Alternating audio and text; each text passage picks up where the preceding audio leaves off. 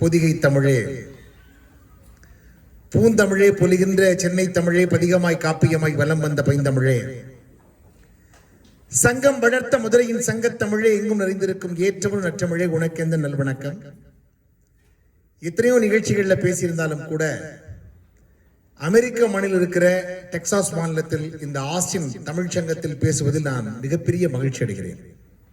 காரணம், வளர்ந்து வரும் ஒரு இளம் பிள்ளை ஒரு பெண்ணை கொடுத்து அவரிடத்திலே ஒலிபெருக்கியை கொடுத்து அடுத்து வரும் தமிழ் சமூகம் அழகாக தயாராகி கொண்டிருக்கிற நம்பிக்கை எனக்கு விதித்திருக்கின்ற இந்த ஆஸ்டின் தமிழ்ச்சங்கம் உண்மையிலேயே புகழ் என்கிற பெண்ணை அழைக்கவில்லை.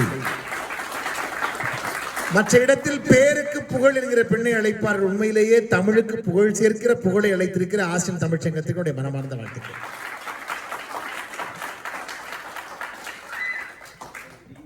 உண்மையிலேயே தமிழ்நாடு அரசாங்கம் இப்பதான் என்னன்னு தெரியுது. எனக்கு ஒரு கொடுத்த ஒலியில என்னன்னு புரிஞ்சிட்டு இருப்பீங்க.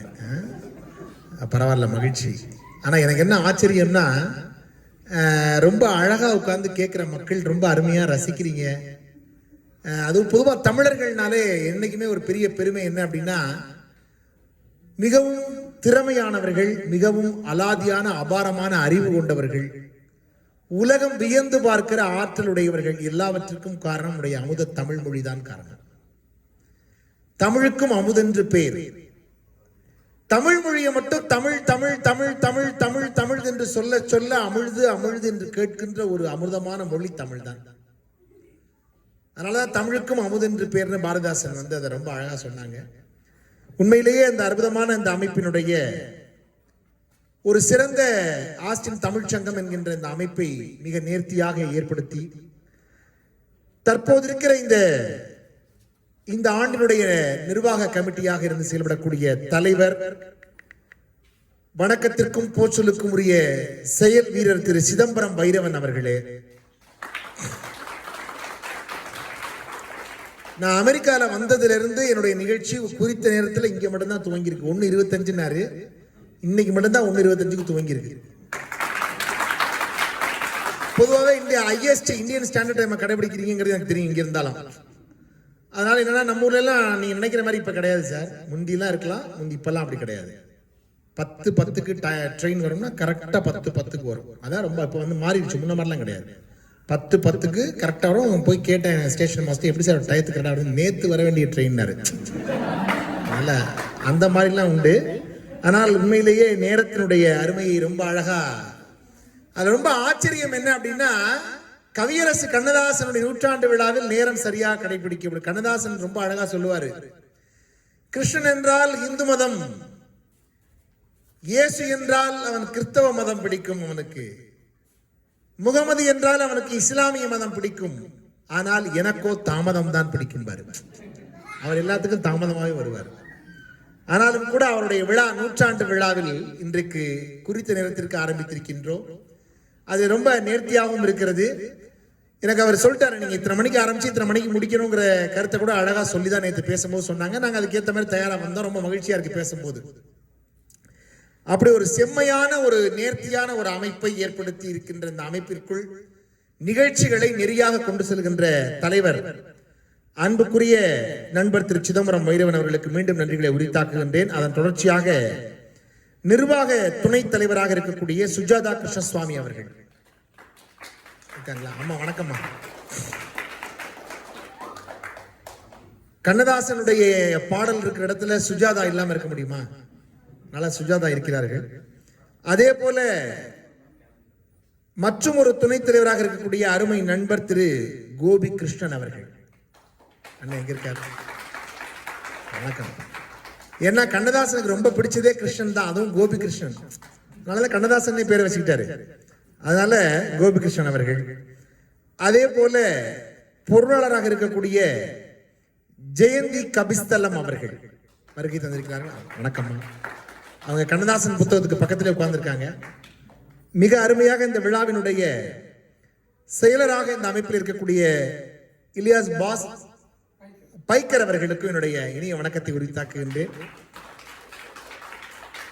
மிக அருமையாக இந்த நிகழ்விலே நிர்வாக இயக்குநர்களாக இருக்கக்கூடிய போர்ட் ஆஃப் டைரக்டர்ஸ் திரு அருணாச்சலம் அவர்கள், என்னுடைய அருமை நண்பர் 3 நாளைக்கு முன்னாடி சீவல்டர்லாம் கூட்டிட்டு போயிட்டு திமிங்கலம் பக்கத்தில் நிப்பாட்டி நீ பயமுறுத்தினாரு.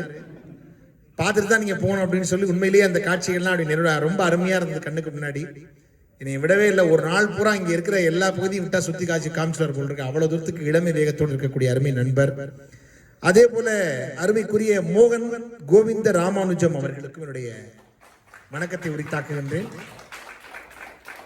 அங்க இருக்காங்கன்னு நினைக்கிறேன். வணக்கம். ஏன்னா பிரகாசமா தெரியுது எனக்கு. என்ன போல ஒரு உள்ளம் அங்கே இருக்குங்கிறது எனக்கு தெரியுது.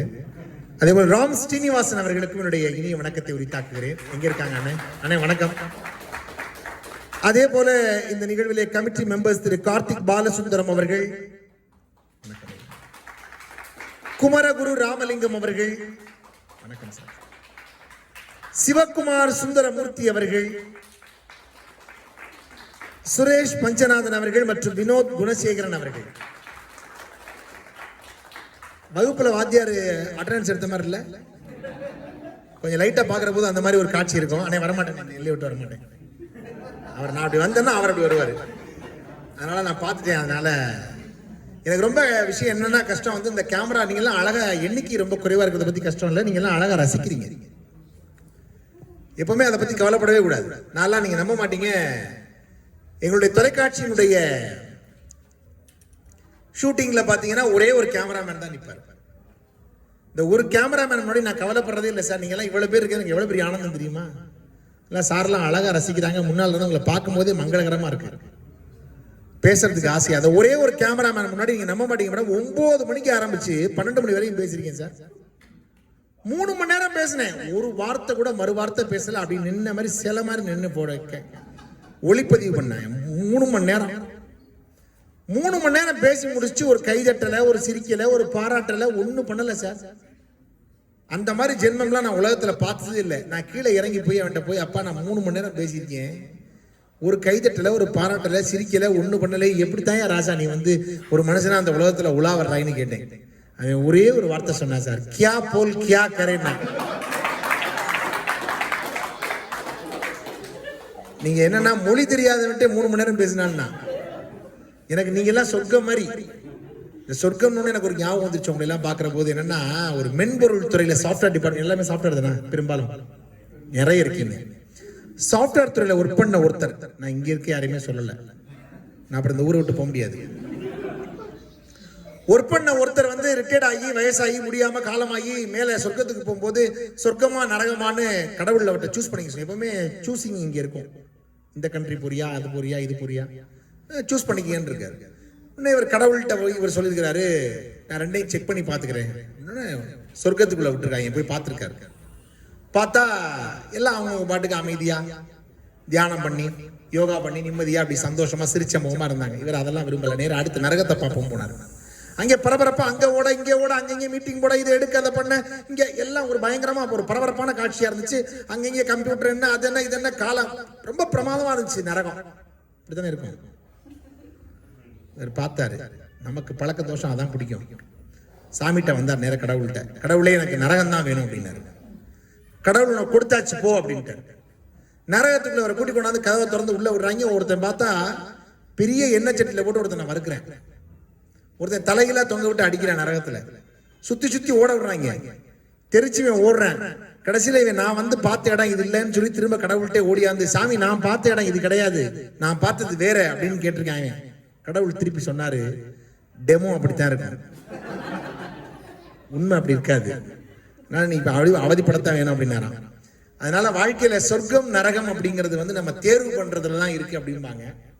எதுக்காக இதை சொல்றேன் அப்படின்னா, கவியரசு கண்ணதாசனுடைய வாழ்க்கையும் அப்படித்தான். காலங்களில் அவர் வசந்தம் என்று கொடுத்தாலும் கண்ணதாசன் நிறைவாக ஒரு செய்தியை சொன்னார் வாழ்நாள்ல எல்லாருக்கும். நான் ஒரு மனிதன் எப்படி வாழக்கூடாது என்பதை என் வாழ்க்கையில் வாழ்ந்து காண்பித்தவர். ஒருத்தன் எப்படி வாழக்கூடாது அப்படின்னா என் வாழ்க்கையை பாரு, ஒருத்தன் எப்படி வாழணும்னா என் புத்தகத்தை பாருங்க, என் எழுத்த பாரு, என் வாழ்க்கையை பாரு அப்படின்னு வாழ்ந்து காண்பித்த சில மனிதர்கள்ல எழுதி காண்பித்த மனிதர் கவியரசு கண்ணதாசன். சிறுகுடல் பட்டியிலே பிறந்து சிகாகோவிலே சங்கமித்த ஜீவ நதி கவியரசு கண்ணதாசன். அவருடைய அந்த சிகாகோ மண்ணில் அவருடைய உயிர் பிரிந்த இந்த மண்ணில் தான் அவருக்கு இல்லையா இந்த அமெரிக்க மண்ணிலே தான் அவர் மருத்துவத்திற்காக வந்தார். இந்த இடத்திலேயே அவருடைய 100ஆண்டு விழாவில் அவரை பற்றி பெருமை பேசுகிற முதல் அமைப்பாக எனக்கு தெரிந்த அமெரிக்காவிலே 100ஆண்டு விழாவினுடைய சிறப்பை இந்த ஆஸ்டின் தமிழ்ச்சங்கம் தான் முன்னெடுத்திருக்கிறது என்று நான் பெருமையோடு வாழ்க்கிறேன். இது அறிந்தோ அறியாமலோ நிகழ்ந்த நிகழ்வாக இருந்தாலும் கூட ஆஸ்டின் தமிழ்ச்சங்கம் இந்த அருமாந்த கவிஞனுக்கு கொண்டாடுகிற ஒரு புகழ் விழாவாக 100ஆண்டு விழாவாக இயற்கையாக அமைந்துவிட்டது. ஒரு பேச்சாளர் வந்து அவரை பற்றி ஒரு செய்தி சொன்னாலும் கூட அது புகழ் தான். தோன்றி புகழோடு தோன்றுக அப்படிங்கிறார் வள்ளுவர். கவியரசு கண்ணதாசனை பத்தி எவ்வளவோ சிறப்புகள் சொல்லலாம். கண்ணதாசன் வந்து ஒரு முறை கவிஞர் அண்ணன் மணிகண்டன் எல்லாம் இருக்காரு, மீ மணிகண்டன் சிறந்த கவிஞர். எங்க ஊர்ல எல்லாம் ஒரு கவிஞர் இருக்காரு, பேச்சாளர். அவர் சிறந்த நல்லாவும் பேசுவார், கவிதைத்துவமா பேசுவார். பாரதியாருக்கு அவருக்குள்ள ஒற்றுமையை 1.5 மணி நேரம் பேசினார். அவரும் கவிஞர், நானும் கவிஞர். யார் அந்த பேச்சாளர்? அவர் நல்லா கவிதை எழுதுவார், நான் நல்லா கவிதை எழுதுவேன். அவரை எட்டியாபுரம், நானும் எட்டியாபுரம். அவரும் கோடு சுட்டு, நானும் கோடு சுட்டு. அவரும் முண்டாசு, நானும் முண்டாசு. அவரும் பிரமாமா வந்து கட்டுரை எழுத, நானும் கட்டுரை எழுதுவேன். அவரும் பத்திரிகாசியர், நானும் பத்திரிகாசியர். அவரும் போராடினார், நானும். இப்படியே 1.5 மணி நேரம். மேடம் கீழந்து ஒருத்தி எந்திரிச்சா, நிப்பாட்டியா முதல்ல. பாரதியாருக்கு உனக்குள்ள ஒற்றுமையை சொன்னில்ல, 2 பேருக்குள்ள வேற்றுமையை நான் சொல்லுவா அப்படின்னா எங்கே சொல்லுவாப்போம்னார் இவரு. கீழந்தவன் சொன்னா பாரதியாரை யானை மிதிச்சு கொண்டுச்சு, இப்ப நான் அவனை மிதிச்சு கொள்ள போறேன். வித்தியாசமான ஆட்கள் கிளம்பிடுவாங்க. கீழந்து பார்த்திருக்கீங்களா? கீழே இருக்க ரசிகனுக்கு தகுந்த மாதிரி நம்முடைய பேச்சு இருக்கணும் இல்லையா? அதான் சிறந்த பேச்சு. டி.என். ராஜரத்னம் பிள்ளைன்னு ஒரு மிகப்பெரிய நாதஸ்வர வித்வான் இருந்தார். அவரை மாதிரி ஒரு சிறந்த வித்வான் பார்க்க முடியாது. நம்ம இந்த இந்திய சுதந்திர தினம் அன்னைக்கு முதல்ல தேசிய கொடி ஏற்றினாங்க 1947 இந்தியாவில்.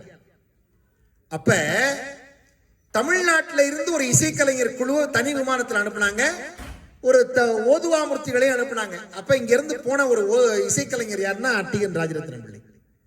இந்தியாவில் எத்தனையோ இசைகள் இருந்தாலும் கூட ஒரு தமிழன் இசைத்த நாதஸ்வர இசைதான் தேசிய கொடி மேலே இருக்கிற போது வாசிக்கப்பட்டது. அதான் தமிழனுடைய இசைக்கலைக்கு பெருமை.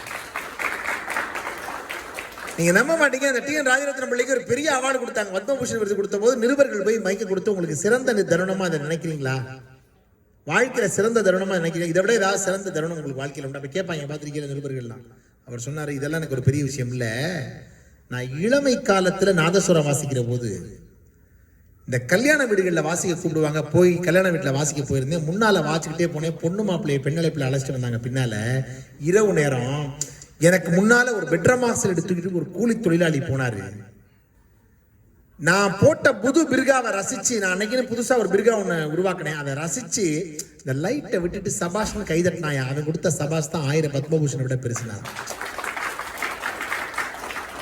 ஏன்னா நீங்க எல்லாம் அழகா ரசிக்கிறதுனால சொல்றேன். சில பேர்லாம் சிரிக்க மாட்டாங்க. நரசிம்மராவ் பங்காளி மாதிரி உட்காந்துருப்பான், பார்த்திருக்கீங்களா? சிரிக்க மாட்டான், ரசிக்க மாட்டாங்க. இப்படிலாம் பல மக்களை போய் சந்திச்சிருக்கான். இதை விட ரொம்ப குடும்பம் மதுரை தாண்டி ஒரு ஊர்ல பேச கூப்பிட்டாங்க. எங்களை போயிட்டேன், 40 ஜோக் சொன்னேன், ஒரு பிள்ளை சிரிக்கல. 41வது ஜோக்கு முன்னாடி ஒரு பெரிய மனுஷன் வந்து கிக்கின்னு சிரிச்சாரு. நான் கீழே இறங்கி, நீ தான் உண்மையான ரசிகன் அப்படின்னா, அதுக்கு நீ முதல்ல சொன்ன ஜோக்கு அர்த்தமே இப்பத்தே வழங்கிச்சுனாரு. ஆனா எனக்கு ரொம்ப ஆச்சரியம் என்னன்னா, சின்ன பிள்ளைங்களுக்கெல்லாம் அந்த தமிழ் புரியுது சரிங்க. எனக்கு இன்னும் ஒரு பிரச்சனை, 100 வருஷத்துக்கு நான் பேசலாம்னு நினைக்கிறேன். ஏன்னா எனக்கு அந்த அளவுக்கு அடுத்த தலைமுறை தயாரா இருக்கு. நான் அப்படித்தான் ஒரு சின்ன பொண்ணுகிட்ட போய் கேட்டேன், கலிபோர்னியால வாட்ஸ் யுவர் நேம் அப்படின்னு. பொன்னின்னு, நைஸ் நேம், போடா ரைஸ் நேம்ட்டு போயிடுச்சு. பிள்ளைங்களுக்கு கூட பொன்னி ரைஸ் நைஸ் அப்படின்னு அழகா ஜோக் பண்ண தெரியுது பாருங்க, விவரமான பிள்ளைங்க. எதுக்கு சொல்ல வரேன்னா, நகைச்சுவை வந்து எந்த இடத்துல இருக்கிறோ அந்த இடத்துல வந்து ஆனந்தம், மகிழ்ச்சி, சந்தோஷம் இருக்கு. அதனாலதான் எப்பவுமே என்னன்னா, ஒருத்தி சிரிக்க கூடாத இடத்தில் சிரித்து தொலைத்தாள், அதனால் வந்தது ஒரு காப்பியம். ஒருத்தி சிரிக்க வேண்டிய இடத்தில் சிரிப்பை தொலைத்தாள், அதனால் வந்தது ஒரு காப்பியம். துரியோதனை போற போது அந்த வீடை தண்ணி மாதிரியும் தர மாதிரியும் கட்டியிருந்தான் அப்ப பாஞ்சாலியோட. அந்த வீடை பாக்குறதுக்காக போகும்போது மேல மாடத்துல இருந்து சிரிச்சிட்டா பாஞ்சாலி. ஓ, என்னுடைய ஆடை விலகியதை பார்த்து சிரிக்கிறியா, உன்னுடைய ஆடையை நான் விலக வைக்கிறேன்னு அன்னைக்கு சபதம் போட்டுட்டு தான் அவனை வந்து துரியோதனை வந்து துயில் இருந்தாங்கிறதெல்லாம் நம்ம பார்க்குறோம் உச்சாரணம் மூலமா. இதெல்லாம் நிகழ்ச்சி நடந்திருக்கு. அதே மாதிரி சீதை வந்து இந்த நிகழ்ச்சி ராமாயணத்துல வந்து கைகை என்ன பண்றா, ராமனுக்கு பட்டம் சூட்ட போகிறோம் என்று சொன்ன போது சிரித்திருக்க வேண்டியவள், ஆனால் தலைவிரி கோலமாக இருந்தாள். ஒருத்தி சிரிக்க வேண்டிய இடத்தில் சிரிப்பை தொலைத்தாள், ஒருத்தி சிரிக்க கூடாத இடத்தில் சிரித்து தொலைத்தாள். காப்பியங்களே அதனால் உருவானது. ஆனால் ரொம்ப மகிழ்ச்சி என்னன்னா, நீங்க எல்லாம் அழகா ரசிக்கிறீங்க, சிரிக்கிறீங்கன்னா அந்த சிரிப்பு முக்கியம். கண்ணதாசன் வந்து கவியரசு கண்ணதாசன் எப்பவுமே என்ன சொல்ற, ஒரு அருமையான செய்தியை அர்த்தமுள்ள இந்த மதத்துல கேட்டு பாருங்க. ஒரு அருமையான லைன் ஒன்று சொல்லுவார், நான் ரொம்ப ரசிப்பேன். வாய்ப்பு இருந்தா மீண்டும் அந்த வாய்ஸ்ல கேளுங்க, அவர் வாய்ஸ்ல. நூற்றாண்டுக்கு நாம் செய்கிற அஞ்சலியாக சொல்லுவாரு, எவ்வளவு துன்பம் வந்தாலும் சரிங்க, கோயில்ல போய் சாமியை பாருங்க அப்படின்னு அவர் சொல்லுவாரு. கோயில்ல போய் ஏதாவது கடவுளை பாருங்க, அது பத்திரகாளியாக இருந்தாலும், கோபத்தில் இருக்கிற பத்திரகாளியாக இருந்தாலும் அவள் இதழோரத்தில் ஒரு புன்னகை இருக்கும். எந்த தெய்வத்தின் உருவத்தை செய்த சிலை சிற்பியும் கூட அதை அழுது வடிவது போல் செய்ததே இல்லை. இதுதான் வரலாறுங்க. இப்ப என்ன தெரியுமா சார், வாழ்க்கையில இந்த உலகத்துல எவ்வளவு துன்பம் வந்தாலும் எதிர்த்து வாழணுங்கிற. அதனாலதான் முதல் பாட்டு கண்ணதாசனுடைய பாடல் என்ன தெரியுமா, கலங்காதிரு மனமே. முதல் பாட்டே அதான். கண்ணதாசனுடைய முதல் பாடல் கலங்காதிரு மனமே. எவ்வளவு அச்சம் என்பது மடமையடா, அஞ்சாமை திராவிடர் உடமையடா, ஆறிலும் சாவு நூறிலும் சாவுன்னார். கண்ணதாசனுடைய ஒவ்வொரு பாடல்களுமே அவ்வளவு அற்புதமா இருக்கும்னா காரணம் என்னன்னா சந்தம், அவ்வளவு அழகு. மதுரை சொந்தக்காரங்க யாராவது இருக்கீங்க? மதுரை ஊருக்காரங்க யாராவது? மதுரைனாலே ஒரு தனித்துவமான ஊர் சார். ஏன்னா மதுரைக்குன்னே ஒரு தனித்துவம் என்னன்னா அருமையான மக்கள். நீங்க பாத்தீங்கன்னா தெரியும், மதுரையே ஒரு தனித்துவமா இருக்குங்கிறதுக்கு ஒரு விஷயம் சொல்றேன் பாருங்க. மதுரை மாட்டுத்தாவணி பஸ் ஸ்டாண்ட் போனீங்கன்னா போதும், உலகத்துல மாட்டுக்கு தாவணி போட்டு பார்த்த ஒரே ஒரு அதுதான். மாட்டு தாவணினா மாட்டை தந்து வணிகம் செய்கின்ற இடம்னு அர்த்தம். அங்க பாத்தீங்கன்னா சில பேர் பஸ்ல இடம் போடுவான், பார்த்திருக்கீங்களா? நான் மதுரை லா காலேஜ் தான் படிச்சேன் 5 வருஷம். நான் ஊருக்கு போறதுக்காக நான் கையில இந்த கட்சி தூக்கி போட்டு உட்காந்துட்டேன். ஒருத்தன் இடம் போடுறோம்னு சொல்லி உள்ளுக்குள்ள பாத்தீங்கன்னா நம்ப மாட்டீங்க, ஒரு அம்மா இடம் போடுறோன்னு ஒரு பிள்ளையை தூக்கி உள்ள போட்டுருச்சு கையில வச்சிருந்த பிள்ளைய. அந்த பையன் பப்பர் பேன் படுத்திருக்கேன் உள்ள போய். நான் உள்ளுக்குள்ள போய் யாரோ பிள்ளையை போட்டு போயிட்டான்னு கத்துறேன். அந்த பையன் சொல்றான், இடம் போட படுத்துருக்கா, நீ போட பின்னால அப்படின்னா. இதை விட ரொம்ப கொடுமை, ஒரு அம்மா இடம் போறேன்னு தலையில இந்த கொண்டையை தூக்கி உள்ள போட்டுருச்சு. அது கொண்டேன்னு தெரியாம அதுல இருக்கு வந்து அதுல ஏற்பிலிருந்து குத்தி கத்திக்கிட்டு இருக்கேன். அவனை கொண்டு ஆஸ்பத்திரி சேர்த்தாங்க. இதை விட ரொம்ப ஆச்சரியம்னா பஸ்ல பாத்தீங்கன்னா இன்னும் நகைச்சுவையா இருக்கும். பேருந்து ஏறீங்கன்னா தமிழ்ல அழகா எழுதி போட்டிருப்பாங்க, பெண்கள், மகளிர், பூவையர், வழைக்கரம், இதெல்லாம் பெண்கள் பக்கம். ஆண்கள் பக்கம் பார்க்குறேன், திருடர்கள் ஜாக்கிரதை, டிக்கெட் வாங்கலாம் உள்ள தள்ளி, இதெல்லாம் தேவையான நமக்கு. ஆனா அழகா அது பொருத்தமா இருக்கும், அதுக்காக சொல்ல வர்றேன். அந்த சூழலை பார்த்த மதுரையே ஒரு அழகா இருக்குன்னு சொல்றேன் பாருங்க. மதுரை மக்கள் பேசுறது, அந்த ஊரோட அழகே தனித்துவமா இருக்கு. நான் படிச்சதெல்லாம் 5 ஆண்டு காலம் அங்கதாங்கிறனால மதுரையோட நெருங்கிய தொடர்பு உண்டு. இந்த மதுரையில வந்து எதுக்கு இதை சொல்ல வந்தேன்னா, மதுரையில வந்து பல்வேறு சிறப்பு வாய்ந்த கல்லூரிகள் எல்லாமே இருக்கு. அதுல அமெரிக்கன் கல்லூரின்னு ஒண்ணு இருக்கு. போயிருக்கீங்களா? படிச்சீங்களா? சபாஷ், கைதட்டுங்க சார். ஆஸ்டின், அமெரிக்காவில் இருக்கிற ஆஸ்டின் தமிழ் சங்கத்தில் ஒரு அமெரிக்கன் கல்லூரியில் படித்த ஒரு தமிழனை பார்க்கிறேன். அந்த அமெரிக்கன் காலேஜில் கவியரசு கண்ணதாசனை ஒரு கவியரங்கத்துக்கு கவியரங்க தலைமைக்காக கூப்பிட்டாங்க. கண்ணதாசன் பேச வராரு கவியரங்க தலைமைக்கு. சாரோட பேர் என்ன சார்? உங்க பேரா சார்? சார் வணக்கம் சார். சார் அங்கே படிச்சீங்களா? Super sir. நீங்க உங்க பேர் சார்? சந்திரசேகர் சார் அவர்கள். அவர் படிச்ச மாதிரி ஒரு மாணவர்கள் இங்க படிக்கிற ஒரு சந்திரசேகர் மாதிரி, ஒரு பழனிசாமி சார் மாதிரி ஒரு நிறைய மாணவர்கள் எல்லாம் இங்க கூப்பிட்டு நீங்க எல்லாம் கவிதை பாடுங்க அப்படின்னா கல்லூரி தலைமை சொல்லி, கவியரசு கண்ணதாசன் நடுவர், கவியரங்க தலைமை, மாணவர்கள்லாம் கவிதை பாடுறாங்க. எப்படி இருக்கும் அந்த காட்சி? ஆனா கண்ணதாசனுடைய பாட்டுக்கு மாணவர்கள் எல்லாம் பெரிய மயக்கம். அவர் காதல் பாட்டு எழுதினா இளைஞனாவே மாறிடுவார், தத்துவ பாட்டு எழுதினா வயதான ஞானி மாதிரி மாறிடுவார். காதலுக்கு சொல்ல வேண்டியதே இல்லை, லில்லி மலருக்கு கொண்டாட்டம். ஒவ்வொரு பாடல்களுமே எப்படி இருக்குன்னு உங்களுக்கு தெரியும். ஆனா இவர் என்ன பண்றாரு, காதல் தத்துவ பாட்டுக்கு போனா ஒரு எக்ஸ்ட்ரீம், சட்டி சுட்டதடா கை விட்டதடான்னு போயிடுவாரு. ஞானம் ஒரு பக்கத்துல இருக்கும், ஒரு பக்கத்துல இங்கே காதலும் இருக்கும். இரண்டும் கலந்த கலவையாக ஒவ்வொரு துருவத்திற்கும் போயிட்டு வருவார் கண்ணதாசன். அவரை பார்த்தால கல்லூரி மாணவர்கள் எல்லாம் கண்ணதாசன் பாடுங்க, கண்ணதாசன் பாடுங்கன்னு கத்துறாங்க. கண்ணதாசன் முதல்ல ஒரு துவக்கத்தை கொடுத்துட்டு மாணவர்கள் எல்லாம் பாடுவாங்கன்னு சொல்லி ஒவ்வொருத்தங்களையா கூப்பிடுறாரு. ஒவ்வொரு மாணவரா பாடிட்டு உட்கார்றாங்க. கடைசியா ஒரு மாணவர் பாட போறார். ஆனா அவரை பாடவே விடல உங்க காலேஜ் ஸ்டூடெண்ட்ஸ் எல்லாம். உங்க காலேஜ் ஸ்டூடெண்ட்ஸ் ரொம்ப நல்லவங்க. இப்ப அதுதான் நம்ம சந்திரசேகர் சார் எந்திரிச்சு பெருமையா சொன்னார் பத்தில. இப்ப சொல்ல போறேன் அவரை பத்தி. ஏன்டா நம்ம சொன்னோம் அப்படின்னு இருக்கா அவருக்கு. நான்லாம் முதல்ல லா காலேஜில் படித்தேன். எங்கள் காலேஜ் பசங்கள்லாம் ரொம்ப நல்லவங்க. அப்போ எவ்வளோ நல்லவங்க உங்களுக்கு தெரியுமா? நாங்கள்லாம் வந்து வாத்தியாரோ பிரின்ஸ்பலோ யாராவது ப்ரொஃபஸரோ பேசினாருன்னா எங்கள் பசங்கள்லாம் இடுப்பில் கட்டிருக்க பெல்ட்டை கழுத்தில் மாட்டி தொங்குவாங்க.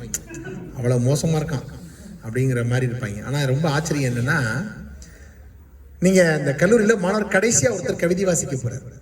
கடைசியாக கவிதை வாசிக்க போகிறவரை அழைப்பதற்கு முன்னதாக கண்ணதாசன் ஒரு சின்ன விஷயம் பண்ணிட்டு அந்த பையனை கூப்பிட்டு வாசிக்க சொன்னார். அந்த பையன் வாசிட்டு உட்காந்துட்டான். ஆனால் வாசிக்கவே விடலை யாருமே. கண்டபடி கத்துறாங்க, கண்ணதாசன் பாடுங்க, கண்ணதாசன் கவிதை பாடுங்க, கண்ணதாசன் கவிதை பாடுங்க. இவருக்கு ஒண்ணுமே பண்ண முடியல, அமைதியா இருந்தாரு. அந்த பையன் பாடி முடிச்சு உட்கார்ந்தோடனே கண்ணதாசன் ஆரம்பிச்சார். கண்ணதாசன் ஆரம்பிச்சா பயங்கரமான கைதட்டு, விடாம ஒவ்வொரு வரிக்கும் விடாம கைதட்டுறாங்க. கைதட்டி முடிச்சுட்டு கவிதையெல்லாம் முடிச்சதுக்கு அப்புறம் ஒரு செய்தி உங்களுக்கு அப்படின்னா கண்ணதாசன் என்னன்னா, இங்க அந்த அமெரிக்கன் காலேஜ் சாரோட காலேஜ் ஸ்டூடெண்ட்ஸ் எல்லாம் என்ன இப்ப நீங்க எல்லாம் நான் கவிதை பாடினேன் கைதட்டினே இல்ல, அந்த கவிதை கடைசியா நீ எல்லாம் கத்துனீங்கல்ல அவன் கவிதை.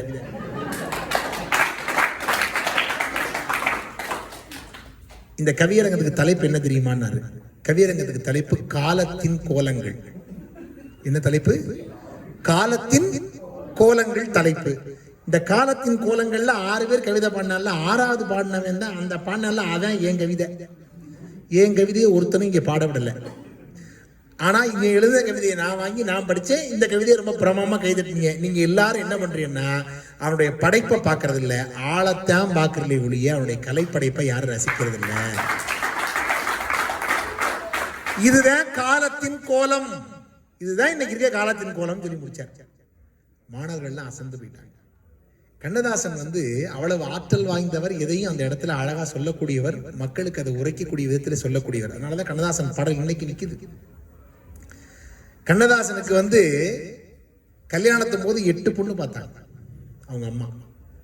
கண்ணதாசா 8 பொண்ணு பார்த்திருக்கேன், எதை கட்டிக்கிறேன்னு. கண்ணதாசன் 8ஐயும் கட்டிக்கிறேன். இல்லப்பா ஒரு பொண்ணை தான் கல்யாணம் பண்ணிக்கணும். முதல் நாள் திருமணம் முடிஞ்சு இரவு முடிஞ்சு மறுநாள் காலையில அவங்க அம்மாட்ட போய் கண்ணதாசன் அம்மா நேற்று ராத்திரி எல்லாம் முதலிரவில் அவளை மானே தேனே மரகதமே கற்கண்டே மறிக்கொழுந்தேன்னு அவள்கிட்ட ஏகப்பட்ட கவிதையெல்லாம் எடுத்து சொன்னேன். ஒரு வார்த்தை கூட மறு வார்த்தை எடுத்துரிஞ்சு பேசலாம். அப்படி ஒரு புண்ணியவதிமா இவளை கல்யாணம் பண்ணி வச்சதுக்கு ரொம்ப நன்றி. நான் அதுக்கு கண்ணதாசன் அம்மா ஒரு விஷயம் சொல்ல மறந்துட்டா. கண்ணதாசன் அவளை 2 காதும் கேட்காது செகுடுங்க. 2 காதும் கேட்காத அந்த இயலாத அந்த பெண்மணியை திருமணம் 25 ஆண்டுகள் அந்த பெண்மணியோட வாழ்ந்த பிறகு பொன்னம்மாள்னு பேர். கண்ணதாசன் எழுதினார் பாரு கவிதை.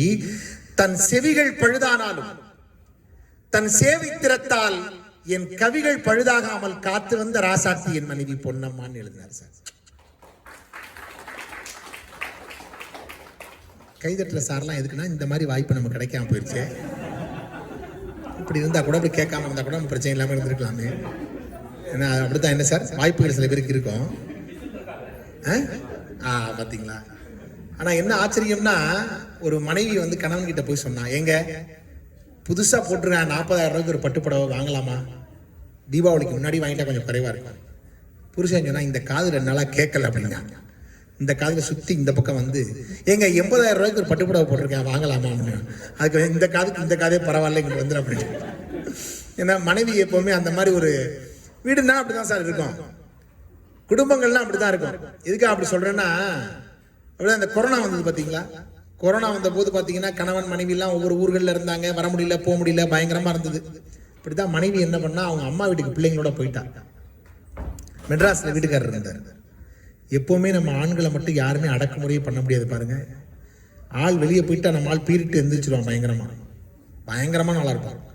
நான் என்னாச்சு ஒரு வீட்டுக்கார மனைவி போயிட்டாங்களா, இவர் அங்கிருந்து போன் பண்ணாங்க, எங்க இருக்கீங்க?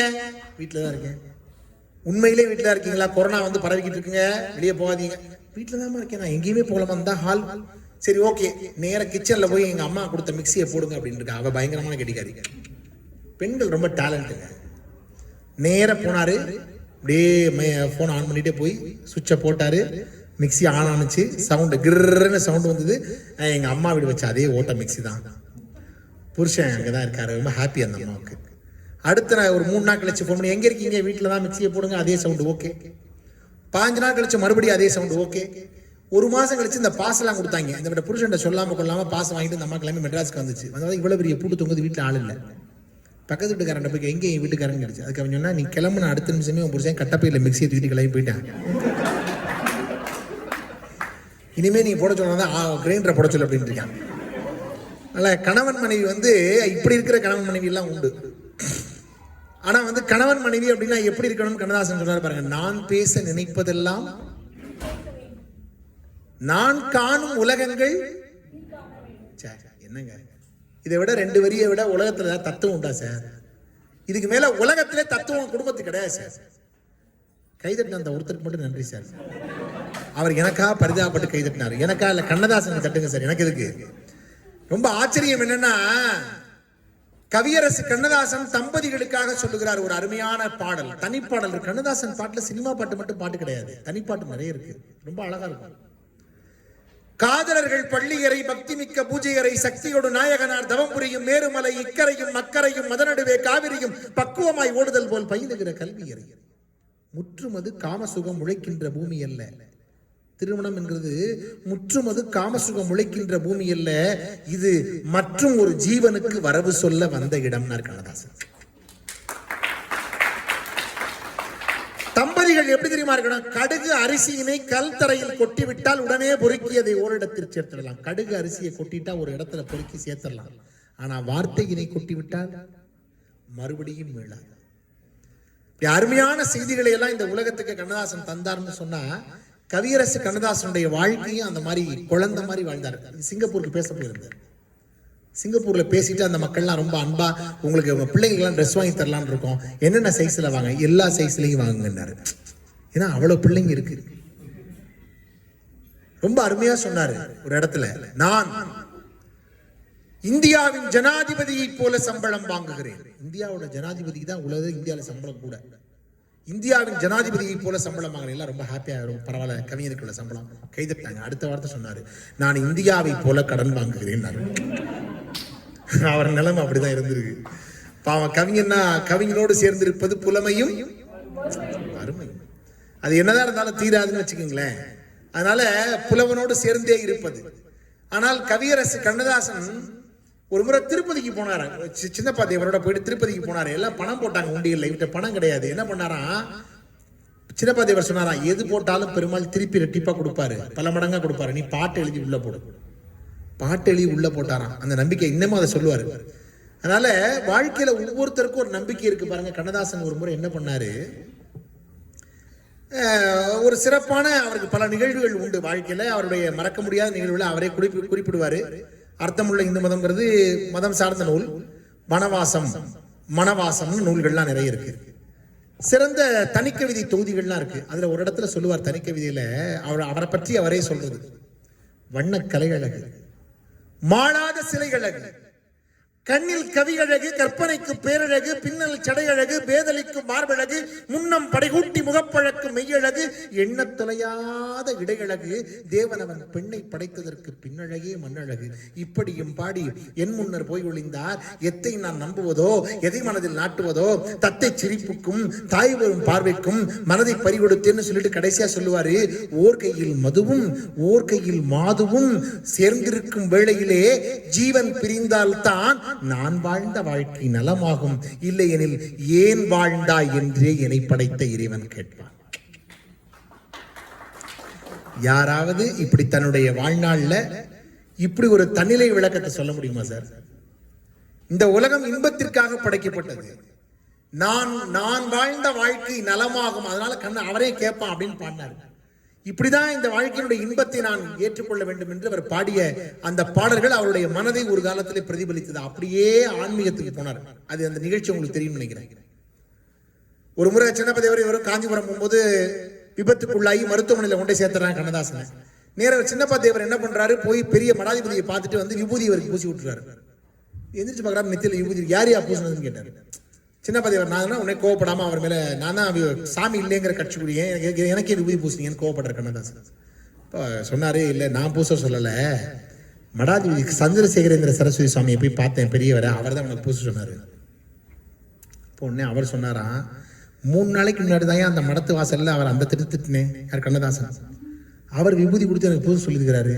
அப்ப சரி நாம அவருடைய பார்க்க வர சொல்லியிருக்காருன்னு உடம்பு சரியானதுக்கு அப்புறம் போய் பார்க்க போனாராம். இப்போ அவர் பெரியவர் வந்து இவர் கையில் வந்து ஒரு மோதிரத்தை மாட்டி, இனிமே இந்த கை கடவுள் இருக்கும்னு தான் எழுதும் போ அப்படின்னு அனுப்பினாராம். அதுக்கு பிறகுதான் நிறைய அர்த்தமுள்ள இந்த மதம்லாம் எழுதினாருன்னு ஒரு செய்தி ஒன்று உண்டு. இதெல்லாம் பார்க்குற போது என்ன அப்படின்னா, உண்மையிலேயே ஒரு 2 பக்கமும் சமூகத்தினுடைய பல்வேறு சித்தாந்தங்களுக்கும் கவிதைகளை தந்தவன் கவியரசு கண்ணதாசன்.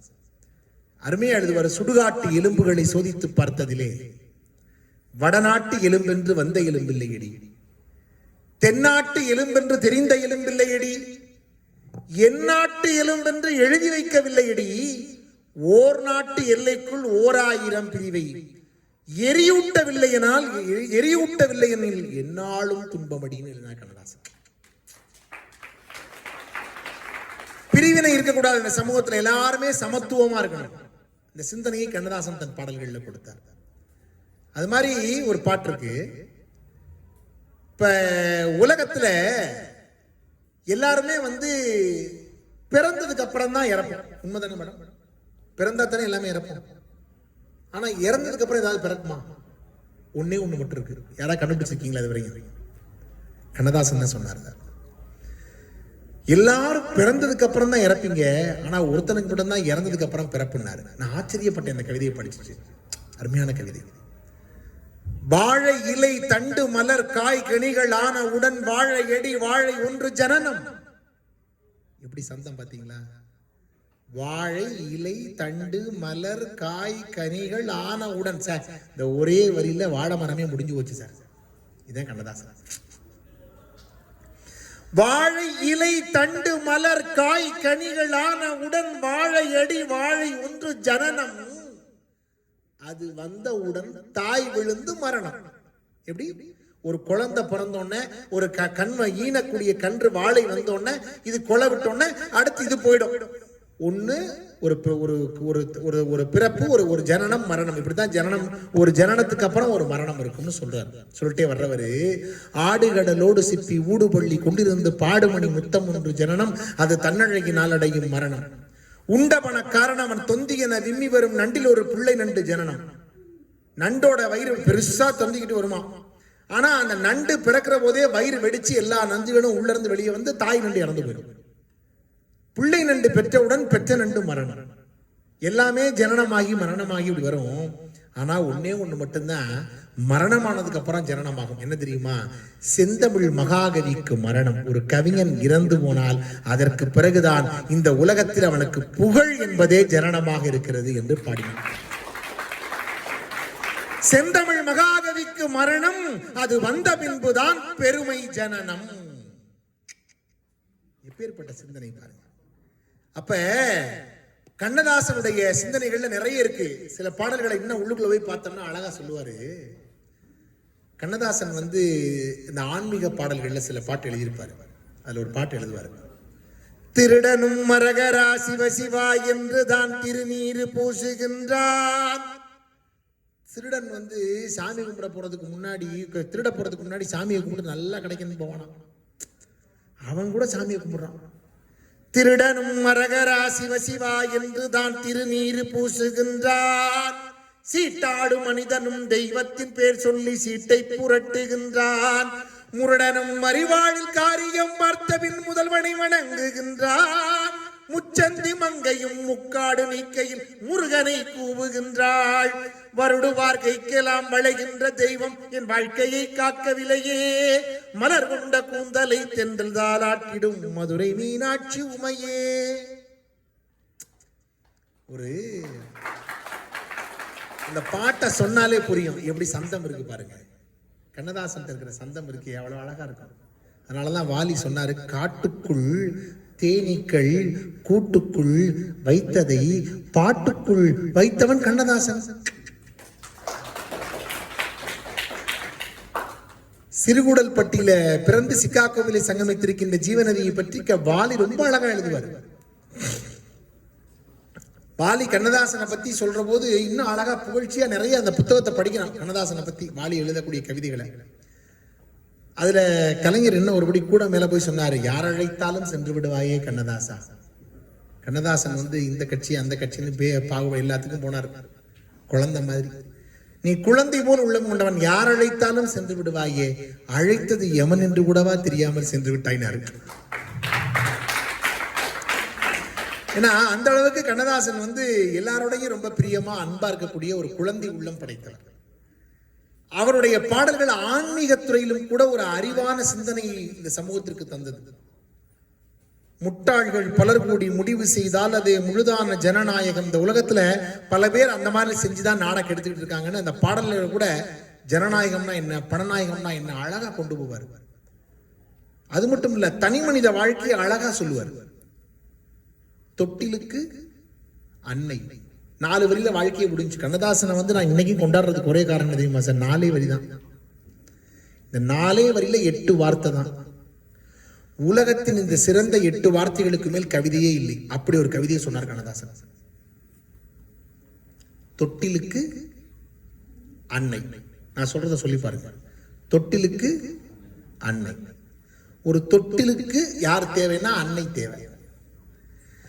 கட்டிலுக்கு சபாஷ், கொஞ்சம் அனுபவத்தில் இருக்காரு, பாடல் அனுபவத்தில். தயவுசெய்து நீங்க தொட்டிலுக்கு அன்னை, கட்டிலுக்கு கன்னி. அதுக்கு அடுத்த வார்த்தை தான் கண்ணதாசன் டாப். 3வது வார்த்தை எப்படி தெரியுமா? பட்டினிக்கு தீனி. தொட்டிலையும் பட்டினி ஏற்படுற போது அம்மா தீனி தருவா, கட்டிலையும் பட்டினிக்கு தீனி கன்னி. கடைசியா முடிச்சார் சார். கட்டிலுக்கு தொட்டிலுக்கு அன்னை, கட்டிலுக்கு கன்னி, பட்டினிக்கு தீனி, கெட்ட பின்பு ஞானினா. 8 வார்த்தையில ஒரு கவிதை இந்த மனித வாழ்க்கையை சொல்ல முடியுமா? இதை விட என்ன கவிஞன் வேணும்? வேற என்னத்தை பேசணும்? இன்னொரு செய்தி சொல்றேன் பாருங்க.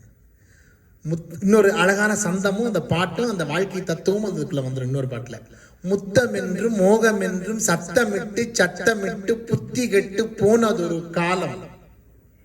ஒரு காலம் அப்படி. முத்தம் என்றும் மோகம் என்றும் சத்தமிட்டு சத்தமிட்டு புத்தி கெட்டு போனதொரு காலம்.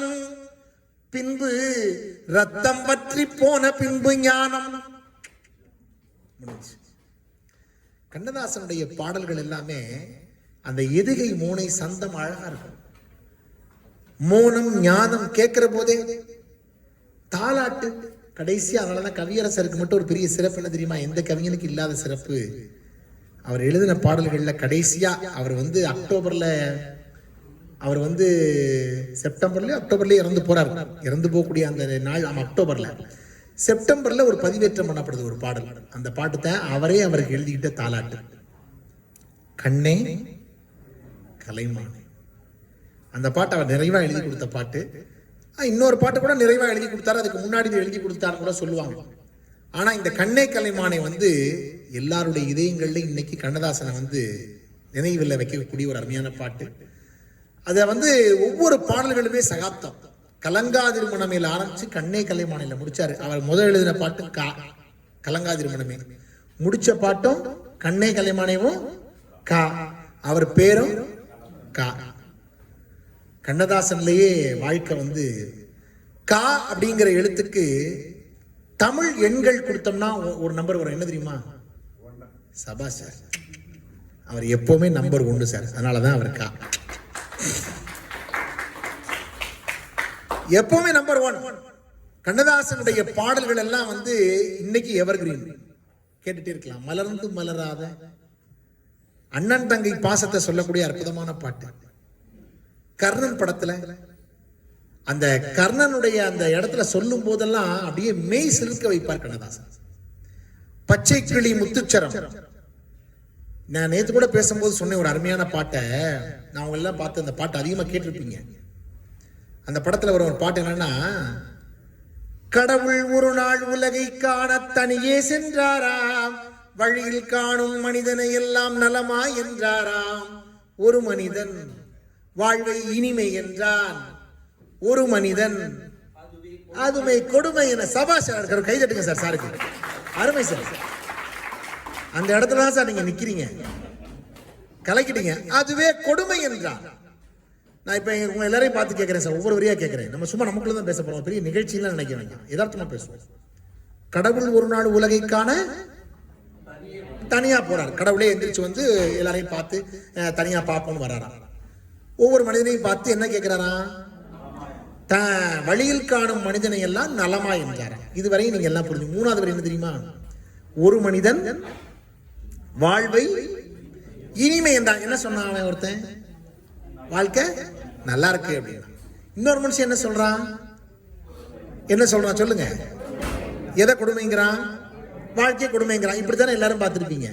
ஆனா சார் தான் அது அழகா நான் சொல்லி நிப்பாட்டணும்னு ஆரம்பிச்சார் பாட்டை. அப்படி இல்லை சார், அந்த அர்த்தம் அப்படி கிடையாது. கொஞ்சம் நிப்பாட்டி பாருங்களேன் அந்த பாட்டை. அதாவது எல்லாரையும் பார்த்து கேட்கிறாரு. ஒருத்தன் சொல்றான் வாழ்க்கை இனிமைங்கிறான். ஒரு மனிதன் வாழ்வை இனிமை என்றான், ஒரு மனிதன் அதுவே கொடுமை என்றான். ஒருத்தன் சந்தோஷமா இனிமையா வாழ்றதே கொடுமை இன்னொருத்தனுக்கு.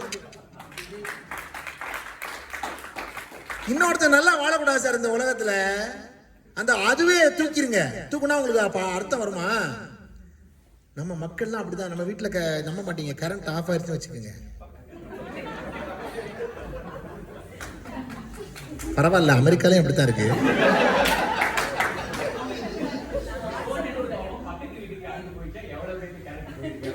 நல்ல உள்ளம் சார் நீங்க. உண்மையிலே நீங்க எல்லாம் தன்னிலை விளக்கத்துக்கு தகுதியான நபர் சார். நீங்க கரெக்டா கடைசி பெஞ்சில் இருந்தா எனக்கு ரொம்ப பிடிக்கும். அந்த கடைசி பெஞ்சு மட்டும் எப்பவுமே உண்மையா இருப்பாங்க. உலகத்துல தெரியுமா, நீங்க இன்னொன்னு சொல்றேன் பாருங்க, அவங்கள மாதிரி ஆத்மாக்கள் பார்க்க முடியாது. வாத்தியார் இந்த பக்கம் நான் தான் சார்னு வச்சுக்கீங்களேன், இந்த பக்கம் திரும்பி டாய் அப்படின்பாரு. இந்த முதல் ரோ பூரா ரொம்ப நல்லவங்கலாம், பின்னால திரும்பி பார்ப்பாங்க, இவங்க எதுவுமே பண்ணலையா. இது உலகத்துல நடக்குது சார். அதுக்கடுத்து ரெண்டாவது ரோர்கள் அதை விட உத்தமைகள், அவங்களும் திரும்பி பார்ப்பாங்க பின்னாடி. மூணாவது ரோ, நாலாவது ரோ, அந்த அஞ்சாவது ரோ இருக்கான் பார்த்தீங்களா, பின்னாடி செவர் தான் தெரியும், அவனும் திரும்ப பாருங்க பின்னாடி. அந்த மாதிரி உத்தமர்கள்லாம் ஸ்கூல்ல தான் இருப்பாங்க. வாத்தியார் நான் படிக்கும்போது மதுரை லா காலேஜில் இதே மாதிரி மாடியில் வகுப்பு, இது கீழே மாடியில் வகுப்பு எங்களுக்கு. அப்போல்லாம் கவர்மெண்ட் காலேஜ்லாம் எப்படி இருக்கும் உங்களுக்கு தெரியுமில்ல, ஜன்னல் இருக்கும், ஜன்னல் மட்டும்தான் ஓப்பனாகவே வெளியே குளிச்சு வந்துக்கலாம். அது பாட்டுக்கு மரம் அப்படி இருந்த மரத்தோட கிளை இருக்கு இல்லையா, அந்த கிளையிலேருந்து ஒரு குரங்கு வந்து உள்ளே உட்காந்துருச்சு சார். வாத்தியார் போர்டில் திரும்பி இப்படி எழுதிட்டு இப்படி திருப்பி பார்க்குறாரு, குரங்கு ஒன்று உட்காந்துருக்கு சீட்டில். அவர் சும்மா இருக்க வேண்டியதானே. அவரை பார்த்துட்டு என்ன நியூ அட்மிஷன் அப்படின்னாரு. ஒரு போய் எந்திரிச்சா, இல்லை சார் நியூ அப்பாயின்மெண்ட் அப்படின்னா. நொறுக்கிடுவாங்க நம்ம பயில. இதை விட ரொம்ப ஆச்சரியம்னா இந்த ஸ்கூல்ல போனா தான் இன்னும் நகைச்சுவை அழகா இருக்கும். தமிழ் வாத்தியார் வகுப்புல போய் காவேரி தென்பெண்ணை பாலாறுனார். ஒரு போய் எந்திரிச்சு வாத்தியார் மண்டையில் கோளாறுனார். இங்கிலீஷ் வாத்தியார் தம்பி வருடத்தின் முதல் மாதம் ஜனவரி, 2வது மாதம் பிப்ரவரி, 10வது மாதம் என்ன ஒரு போய் டெலிவரிட்டாங்க, பேச முடியாது. மேக்ஸ் வாத்தியார் உள்ள போய் தம்பி 1000 கிலோ 1 டன், 3000 கிலோ எத்தனை டன், ஒரு போய் டன் டன் டன் அப்படின்னா ரிசல்ட் எழுதி வச்சு வெளியே விட்டார் வாத்தியார். ரொம்ப கஷ்டம் ஸ்கூல்ல பாடம் நடத்துறதெல்லாம். அதான் வந்து இதை விட ரொம்ப ஆச்சரியம், நீங்க நம்ப மாட்டீங்க. ஒரு சயின்ஸ் வாத்தியார் அமிலம் காரம் பாடம் நடத்தினார். அமிலத்தோட தன்மை என்னன்னா உலோகத்தை கரைச்சிடும், காரத்தோட தன்மை என்னன்னா உலோகத்தை கரைக்காது அப்படின்னு சொல்லிட்டு பாக்கெட்ல இருந்து 1 ரூபா காசு உலோகத்தை எடுத்து காரத்துக்குள்ள போட்டு, டேய் கோபி எந்திரா கரையும் சார், இங்க யாரும் கோபி இந்த கோச்சு கதை சார், அந்த ஊர்ல கரையுமா கரையாதப்ப எந்திரிச்சான், கரையாத அப்படின்னா எப்படா சொன்ன கரெக்டா, அமிலத்தோட தன்மை வச்சு சொன்னியா இல்ல காரத்தோட தன்மை வச்சு சொன்னியா? பையன் சொன்னா அமிலத்தோட தன்மை வச்சுன்னு சொல்லல, காரத்தோட தன்மை ஓன் தன்மை வச்சு தான் சொன்னேன். ஏன் தன்மை வச்சு எப்படா எனக்கு 1 ரூபா கரையுமா நீ உள்ள போடுவியா? ரொம்ப விவரமான ஆளுகள்லாம் நம்ம ஊர்ல இருப்பேன். அதோட ரொம்ப ஆச்சரியம், நீங்களாம் நம்ப மாட்டீங்க சார். அந்த பரீட்சை பேப்பர் திருத்தும் போது பார்த்தீங்கன்னா ரொம்ப அதிசயமா இருக்கும். கேட்டிருந்தார் கேள்வி, அருமையான கேள்வி. செய்வினை என்றால் என்ன, செயற்பாட்டு வினை என்றால் என்ன? அருமையா எழுதியிருந்தாங்க. செய்வினை நமக்கு பிடிக்காத ஒருவர் விளங்காமல் போக வேண்டும். கேரளாவிலிருந்து மாந்திரிகரை கூட்டிக் கொண்டு வந்து வைப்பது செய்வினை. உதாரணம், எங்கள் பெரியப்பா எங்கள் வீட்டுக்கு வைத்திருக்கிறார். அடுத்து செயற்பாட்டு வினை, ஒரு விளங்காமல் போக வேண்டும் என்று வைத்த தகட்டை இன்னொரு மாந்திரிகரை கூட்டிக் கொண்டு வந்து எடுத்துட்டு செயற்பாட்டு வினை. உதாரணம், எங்களை பெரிய பட்ச உதாரணத்தையும் நாங்கள் எடுத்துட்டோம் அப்படின்னு. நம்ப மாட்டீங்க சார், நான் ரொம்ப வருத்தப்பட்டேன். எழுந்ததுக்காக வருத்தப்படலை, வாத்தியார் 10க்கு 10 போட்டிருந்தார் சார். நான் ரொம்ப கோவப்பட்டு எங்கள் வாத்தியார்ட்ட போய் கேட்டேன், நீலாம் ஒரு வாத்தியாரையா, நான் அவ்வளோ தூரம் கஷ்டப்பட்டு எழுதிருக்கேன், எனக்குலாம் 8 மார்க் போட்டிருக்கேன், 10 மார்க் பேசா சத்தம் போட்டு அவன் எழுதிருக்கிறத பார்த்தா நமக்கு ஜீவன் வச்சுருவாங்க. வாத்தியாரே பயப்பட வைக்கிற பயிரெல்லாம் படித்தான். அது மாதிரி கவியரசு கண்ணதாசன் வந்து நம்ப மாட்டீங்க, அவர் வந்து ஒரு முறை கந்தசஷ்டி விழாவுக்கு வந்தார். தேவோட கந்தசஷ்டி விழாவுக்கு வந்தார். அப்ப கந்தசஷ்டி விழால வானதி திருநாவுக்கரசன் ஒரு பெரிய பத்திரிகை பதிப்பு ஆசிரியர், பதிப்பு உலகம், அவங்க கேள்விப்பட்டிருப்பீங்க, வானதி பதிப்பகம். அவர் தேவகோட்டைக்காரர். அவரை கூட்டிட்டு வர்றாரு கந்தசஷ்டி விழாவுக்கு. அப்ப காரைக்குடியில இருந்து தேவகோட்டை வர வழியில தேவகோட்டை ரஸ்தான்னு ஒரு ரயில்வே ஸ்டேஷன் ஒன்று இருக்கு. அதை தாண்டி வரும்போது கண்ணதாசன் வந்து ரொம்ப லேட் பண்ணுவார்ல, கிளம்ப டைம் ஆயிடுச்சு. காரைக்குடில இருந்து அவரை கிளப்பி அவரை கூட்டிட்டு வந்து இங்க நிகழ்ச்சி ஆரம்பிக்க போது ஒரு வானதி திருநாவுக்கரசர் ரொம்ப டைட் பண்றாங்க. அண்ணே டைம் ஆயிடுச்சு, டயத்துக்கு ஆரம்பிச்சிருவாங்க கந்தசஷ்டி விழால, ரொம்ப வேகமா பண்ணணும்னு சொல்றாரு. தாமதமா வந்து சேரும்போது வர்ற வழியில இந்த தேவகோட்டை ரஸ்தா தாண்டணும்னு ஒரு காடு. இந்த காட்டுக்கிட்ட வரும்போது கண்ணதாசன் என்ன பண்ணாரா, திருநாவுக்கரசி வண்டியை நிறுத்துறா அப்படின்னாரா. என்னன்னு, நிறுத்தியான கதவை திறந்து வேகமாக காட்டுக்குள்ளே ஓடுறாரு. அண்ணா இப்போ தானே ரூமில் ரெடியாகி வந்து மறுபடியும் காட்டுக்குள்ளே அவசரமாக போடல, அதுக்காக போடா இருடா. வேகமாக காட்டுக்குள்ளே போனால் ஒரு பெரிய பில்டிங்காக இருக்குது. அங்கே உள்ளே போகிறாரு, நின்று அப்படி சுற்றி பார்க்குறாரு. கண்ணில் தண்ணியாக வருது கண்ணதாசனுக்கு. பார்க்குறாரு, வெறும் பார்க்குறாரு, திருநாவுக்கரசும் பார்க்குறாரு. என்னென்ன அழுகிறீனாரு. தரையை பார்த்தாரு, ஓங்கி காலால் மிதிச்சாரு கண்ணதாசன். என்னென்ன தரையை மிதிக்கிறீங்க, அழுகிறீங்க, என்னென்ன பிரச்சனை? அண்ணே வாங்க நிகழ்ச்சிக்கு போகணும். அப்பா சும்மா இருக்கு திருநாவுக்கரசு, நிலைமை புரியாமல் என்ன இந்த இடத்த பற்றி உனக்கு தெரியுதா? எனக்கு தெரியல. என்னன்னா இதுதான்ப்பா குருகுலம், நான் இங்கே தான் படித்தேன். கண்ணதாசன் படித்த ஸ்கூல் அது. அமராவதி புதூர்னு அந்த ஊருக்கு பேரு. சோ முருகப்பா போன்ற புரட்சிவாதிகள்லாம் அந்த ஊர்ல, பெரிய ராயசோ தமிழ் கடல்லாம் அந்த ஊர்ல இருந்தாங்க. அந்த ஊரு வந்து பக்கத்துல காரைக்குடியா, நான் அந்த ஊர்ல எல்லாம் வசிச்சாங்க. அந்த அமராவதி புதூர்ல கண்ணதாசன் அந்த ஸ்கூலை பார்த்து தரையை மிதிச்சாரு. ஏன் மிதிக்கிறீங்கன்னு கேட்டாருங்க எல்லாரும். அப்ப சொன்னாரு, ஸ்கூல்ல படிக்கிற காலத்துல படிக்காம கட்டடிச்சு நைட் மேட்னி ஷோ பாக்குறதுக்காக நடராஜா தியேட்டருக்கு போயிட்டோம். படம் பார்த்துட்டு திருப்பி வரும்போது நைட்டு 2 மணிக்கு மாஸ்டர் வார்டன் எங்களை வாசல்ல நின்று நிப்பாட்டி பிடிச்சி கட்டி வச்சு ரூம்ல உட்கார வச்சு அடுத்த நாள் காலைல 7 மணிக்கு எல்லா பசங்களுக்கு முன்னாடி அரை விட்டு காலால எட்டி மிதிச்சு, இனிமே நீ வாழ்க்கையிலே உருப்பிட மாட்டீங்கடா போடான்னு சொல்லி பெட்டியெல்லாம் தூக்கி போட்ட இடம் இந்த இடம். அவர்கிட்ட உதவான இடத்த நான் உதச்சேன் அப்படின்னாரு. அப்போ பக்கத்தில் திருநாவுக்கரசு சொன்னாராம், அண்ணே நீங்கள் ஒரு விஷயம் அமைதியாக பொறுமையாக பாருங்க, அமைதியாக கேளுங்க, ஆசுவாசப்படுத்திக்கிங்க. தூரத்தில் ஏதோ ஒலிபெருக்கியில் ஒரு பாடல் கேட்குதாரா? ஆமாம். அப்போ ஒலிக்கிறத விட உங்கள் பாட்டு தானே ஒலிக்குது, நீங்கள் உருப்பிட்டிய. உருப்பிட மாட்டீங்கன்னு சொன்ன குருசாபம் கூட ஜெயிக்கலண்ணே. நீங்கள் உண்மையிலேயே உருப்பிட்டிய, உங்கள் முயற்சியாலையும் கடவுள் அணுகிறதால உருப்பிட்டியன்னு சொல்லி இவர் சொன்னாராம். அது கண்ணதாசன் சொன்னாராம், இல்லைப்பா என்னோட தாய் ஒரு காரணம். என் முத்து எப்படியாவது நல்லா, முத்தையா தானே அவர் பேர், முத்து நல்லா வரணும்னு சொல்லி கோயில் கோயிலாக போய் எங்கள் அம்மா விளக்கேற்றி சாமி கும்பிடுச்சு. ஏத்தனை விளக்கு இட்ட பிச்சை என்னைக்கு வீணா போகாதுன்னு சொல்லுவாங்க. எங்கள் அம்மாவோட சாபம், அந்த அருள் தான் குரு சாபத்தையே தோக்கடிச்சு எங்கள் அம்மாவின் ஆசையை நீ ஜெயிக்க வச்சிருச்சுன்னு சொன்னாராம் கண்ணதாசன். கண்ணதாசன் வந்து அந்த பெத்த தாயை கொண்டாடுவார். இப்போ சிறந்த வெற்றியாளர்கள் எல்லாம் தாய்மையை போற்றியிருக்கிறார்கள். அதனாலதான் கண்ணதாசனுடைய பாடல்கள் எல்லாவற்றையும் எதுக்கு இதை சொல்ல வரேன் அப்படின்னா, கண்ணதாசனை பார்த்து ஒரு ப்ரொஃபசர் கேட்டாராம், அண்ணே உங்க மூத்த பையன் வந்து என்கிட்ட தான் படிச்சான், இப்ப 2வது பையன் என்கிட்ட தான் படிக்கிறான். இப்ப கண்ணதாசன் கவலைப்படாதீங்க, ரிட்டையர்ட் ஆகிறவங்க என் பையன் உன்னை படிச்சுட்டே இருப்பாங்க, எனக்கு அவ்வளவு பையங்க இருக்காங்க அப்படின்னா. அவர் அது மாதிரி ரொம்ப அழகா எதையுமே நகைச்சுவையா கண்ணதாசன் சொல்லுவாரு. கண்ணதாசனுடைய பாடல்கள் எழுதுனதுக்கு ஒன்னொன்றுக்கு ஒரு காரணங்கள், பின்புலங்களை சொல்ல. அண்ணன் என்னடா தம்பி என்னடா பாட்டுக்கு தீபாவளிக்கு சிரமப்பட்டாரு, பணம் இல்லாம அண்ணன் போய் கேட்டா அண்ணன் தரமாட்டேன்ட்டாரு. உடனே அதுக்காகத்தான் அண்ணன் என்னடா தம்பி என்னடா பாட்டு எழுதுனா. ஒவ்வொருத்தரும் ஒரு கதை சொல்றாங்க, எது உண்மைங்கிறதுலாம் தெரியல. ஆனா ஒரு கதை உண்மை. ஒரு படத்துக்கு பாட்டு எழுத வேண்டியிருக்கு. சிங்கப்பூர்ல படப்பிடிப்பு. மே 27ஆம் தேதிக்குள்ள பாட்டு எழுதி கொடுக்கணும், தரமாட்டேங்கிறாரு. MSVயை போட்டு நெருக்கிறாங்க. நீதாப்பா சொல்ல முடியும். விஸ்வநாதன் அவர்கிட்ட சொல்லி இப்படியே வாங்கிட்டானா. விஸ்வநாதன் பார்க்குற இடத்துல கூட அண்ணே மே 27, அண்ணே மே 27க்குள்ள மே 27, அண்ணே மேன்னு இருக்காரு. ஆடு மாதிரி மேங்கிறீங்க. வேமா பேனா அடிச்சு எழுதி கொடுத்து இந்த வச்சுக்காம மே 27 தானே கேட்டேன், இந்த மே 27 நேரம் வாங்கி பார்த்தா 27 மே இருந்துச்சான். அன்பு நடமாடும் கலை கூடமே ஆசை மழை மேகமே மேன்னு 27 மே. இந்த போ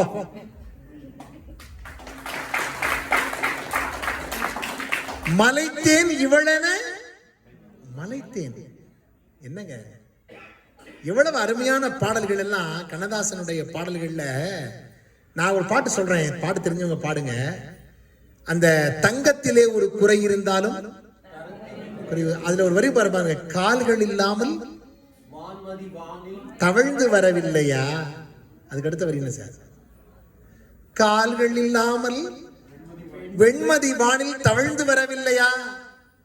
அதாவது அது வந்து என்ன பண்ணுமா, மலர்களை வந்து காதல் தரவில்லையா, தென்றலோட அது வந்து மலர்களோட காதல் தரவில்லையான்னு கேட்பாரு. என்னவா அந்த படத்தோட உண்மையான கதை என்னன்னா, இவர் கொஞ்சம் உடற்குறைபாடுடைய ஒரு கதாபாத்திரம். ஆமா, அது உடற்குறைபாடு பாகப்பிரணி படத்துல இதை எப்படி நம்ம உடற்குறைபாடுடையவங்களை வந்து எப்படி செஞ்சுக்க முடியும், கல்யாணம் பண்ணிக்க முடியும் அப்படிங்கிற நோக்கத்துல இருக்கும்போது அதுக்கு பதில் சொல்ற மாதிரி பாட்டு சார். கால்களே இல்லாம அந்த நிலவு தவழ்ந்து வந்து அந்த மலர்களோட அது காதல் கொள்ளலையா, அது மாதிரி நான் செய்ய மாட்டேனான்னு அவன் கேட்கிறான்னா, எவ்வளவு பெரிய கற்பனையே. இந்த ஒரு மாற்றுத்திறனாளிக்கு கூட மகிழ்ச்சி தரக்கூடிய வரியை ஒரு கவிஞனால எழுத முடியும்னா அது கண்ணதாசனால தான் சார் எழுத முடியும். அப்படி ஒரு சிறந்த கவிஞன் கவியரசு கண்ணதாசன். அதுல வந்து நிறைய பாடல்கள் எல்லாம் அருமையா கொடுத்தாரு.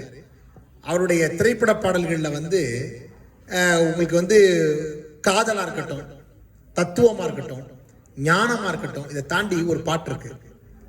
தனிப்பாடலில் நான் அதிகமாக சொல்கிறது, பெண்கள்லாம் இந்த சமைக்கிற போது இந்த சட்டியோட சூடுபடாமல் இருக்கிறதுக்கு ஒரு துணி வச்சுருப்பீங்கல்ல, அதுக்கு பேர் என்னங்க? கரித்துணிங்க. என்னைய பார்த்து சொல்கிறீங்க?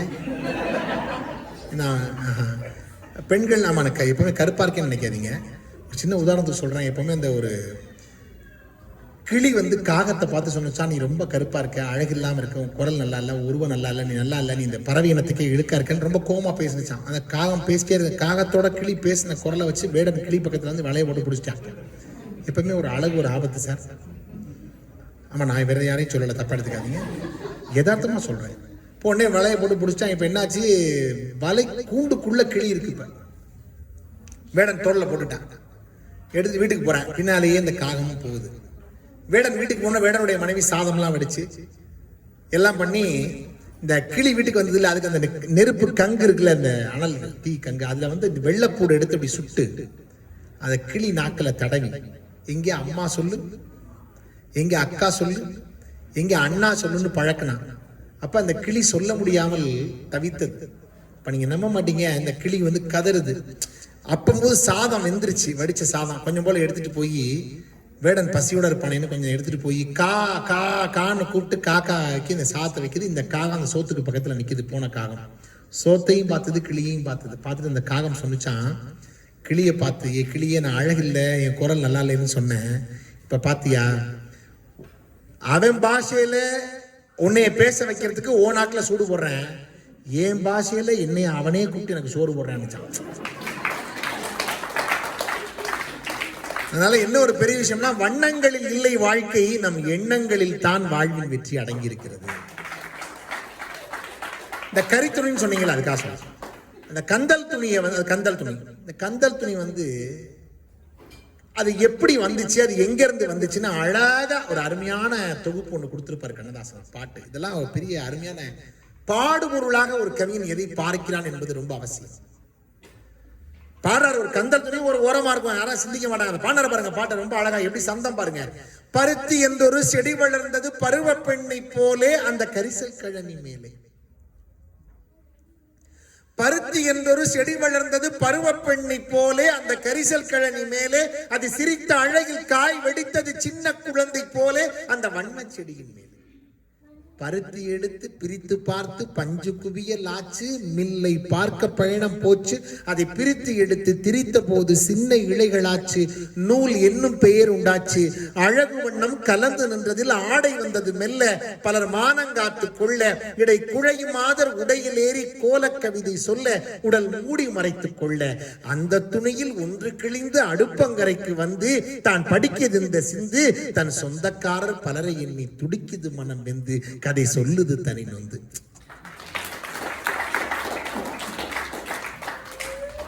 நல்லா இருக்கும் போது பெட்டிக்குள்ள வச்சு பூட்டி பாதுகாப்போம், அதுவே கிழிஞ்சு போயிட்டா அது சொல்ற, சோற்று பானை சட்டி தூக்கி இறக்க இங்கு வந்தேன், என் தூய உடலை தந்தேன், என்னை ஒருத்தி இடையில் ஏற்றி இருந்த காலம் உண்டு, அது இறந்த காலம் என்று. சோற்றுப்பானை சட்டி தூக்கி இறக்க இங்கு வந்தேன், என் தூய உடலை தந்தேன் என்று கவியரசர் அந்த கவிதையை நிறைவு செய்கிறார். இந்த உலகத்தில் எத்தனையோ தியாகிகள், நம்ம அம்மா அப்பாவே தியாகி தானே, நம்மளை வளர்க்கிறதுக்கு எவ்வளவு சிரமப்படுறாங்க இளமை பருவத்தில். அது மாதிரி எத்தனையோ தியாக உள்ளங்கள் இந்த உலகத்தில் மறைக்கப்பட்டு, இந்த உலகத்தில் சமூகத்தில் சொல்லப்படாமல் தியாகங்களாக போகிறவர்கள் அந்த கந்தல் துணி போல கண்டுகொள்ளப்படாமல் இருக்கிறார்கள். ஆனால் கண்டுகொள்ளப்பட வேண்டிய தியாகங்கள் இந்த உலகத்தில் இருக்கிறது என்பதை கண்ணதாசன் படம் பிடித்து காட்டுகிறார். நாம் அந்த உறவுகளோட ஒன்ற வேண்டும் என்று காட்டுகிறார். எனக்கு வந்து மிக சரியா இன்னும் ஒரு 9 நிமிஷம் இருக்கு. நான் 9 நிமிஷத்துக்குள்ள பேசி முடிச்சிடணும். அந்த பொண்ணு வந்தோடனே எனக்கு அதான் அடையாளம். ஏன்னா அவர் முடிச்சிருவாரு, நம்ம இதே முறை அவரை வரவேற்று சொல்லிட்டு போயிடுவோம், அடுத்து பாடுறதுக்கு தயாராக போயிட்டு வருவோம். அவரை முடிக்க போற நேரம் வா பொண்ணு குட்டியா தரிப்பேன். அருமையான புகழை பத்தி தான் நான் முதல்ல ஆரம்பிச்சேன். அந்த புகழ் அதை கேட்கலனாலும் பரவாயில்லாம உனக்கு என்னைக்கு புகழ் உண்டாகட்டும். ஏன்னா நான் வருத்தப்பட, ஏன்னா ரொம்ப சந்தோஷமா அந்த பொண்ணு அருமையா வந்து முதல்ல பேசினாங்க. ஏன்னா ஒரு முன்னால பேசுற பேச்சாளர் அதை அறிமுகப்படுத்துறவங்களை வச்சு ஒரு நிகழ்ச்சியினுடைய உற்சாகம் நல்லா இருக்கும். நாங்கெல்லாம் பல வித்தியாசமான நிகழ்ச்சிகள்லாம் போறோம். ஒரு ஊர்ல நான் பேச போனேன். அந்த ஊர்ல கிராமம், மீசையை முறுக்கிட்டு ஒரு நாட்டாம என்னை கூப்பிடுறாரு, ராமநாதன் நல்லா டிமிக்கிரி பண்ணுவார்னாரு.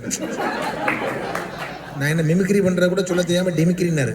ஐயா நான் அதெல்லாம் பண்ண மாட்டேன், பேச வந்த ஆளியா அப்படின்னு விட்டா டான்ஸ் கூட அடைச்சு வர போட்டுருக்கேன். நம்மள டிமிக்ரி பண்ணுவார். நான் அப்புறம் போய் நின்று பேச ஆரம்பிச்சேன். உடனே ஒரு பிள்ளையும் சிரிக்கல சார். சார் ஒருத்தர் எல்லாம் இப்படியே உட்காந்துருக்கேன் ஐயா மாதிரி அப்படியே. நான் உடனே அவர்கிட்ட திருப்பிட்டு கேட்டேன், அந்த மேடல்லேருந்து பக்கத்தில் இருந்தா, ஐயா யாரும் சிரிக்க மாட்டேங்கிறாங்கன்னு. அவர் மீசையை முறிக்கிட்டு நான் உட்காந்துருக்கல எவனை சிரிச்சிருவேன் அப்படின்னாரு.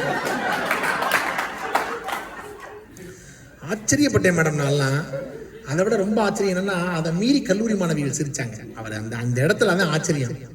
கல்லூரி மாணவிகள் 5-6 பேர் சிரிச்சாங்க பாருங்க. அந்த அங்கேருந்து ஒரு வயசான கிழவி எந்திரிச்சு வந்து இந்த பிள்ளைங்க கணத்துல சப்பு சப்புன்னு ஆரம்பிச்சு. என்னடி சிரிப்பு வேண்டி கிடக்கு சிரிப்பு உங்களுக்கு, அந்த தம்பி தேவோட்டில் அந்த உசுறு போக பேசிக்கிட்டு கேளு சிரிப்பா வேண்டி கிடக்கு அப்படின்னு அந்த பாட்டி என்னைய பார்த்து ஒரு வார்த்தை சொன்னிச்சு. அன்னைக்கு முடிவு ஒன்று இந்த உலகத்துல பேச்சுவாங்க அப்படின்னு. திருப்பி என்னை பார்த்து ஒரு வார்த்தை சொன்ன, தம்பி அப்படின்னு. என்னம்மா நீ தைரியமா பேசு, யாரும் சிரிக்காம நான் பாத்துக்கிறேன் அப்படின்னு. அப்ப நான் எப்படிப்பட்ட இடங்கள்ல எல்லாம் மீண்டு வந்திருப்பேங்கிறிய. வெள்ளக்காரெல்லாம் சில ஊர் ஆண்டிருக்கவே மாட்டேன், அந்த ஊர்லாம் நான் போய் பேசியிருக்கேன். கம்மாய்க்குள்ள போய் நடந்து கொண்டே மேடை போட்டாங்க. தவந்து குனிஞ்சுதான் போய் அன்பார்ந்த பெரியோர்களேன்னு ஆரம்பிக்கிறேன். மேடை மெதுவா நகருது சார். நான் என்னையானு விசாரிச்சு கேட்கிறேன். 2 மாட்டு வண்டியை ஒன்னா சேர்த்து மேடை போட்டு நான் நடுவராக இருந்து ஒரு ஊர்ல பேசி பக்கத்து ஊர்ல இன்னொருத்தங்க போய் அப்புறம் இன்னொரு ஊர்ல நான் திருப்பி சொல்லி அப்படியே பசை பிடிச்சிக்கலாம். அதெல்லாம் உண்டு. ஆனா இது அழகான ஒரு அரங்கத்துல கடைசியில் இருக்க ஆளுக்கு வரையும் நான் பேசுறது கேட்குதா மேடம்? சபாஷ். அமெரிக்கா என்ன சார்? தைரியமா பேசுறேன் சார். தைரியமா நீங்க பேசுங்க, நாங்க கிளம்பிடுவோம் சார். ஒரு நேரத்தில் 5 மணி வரையும் தான் சார் நாங்க இருப்போம். நீங்க வடைக்கணும்.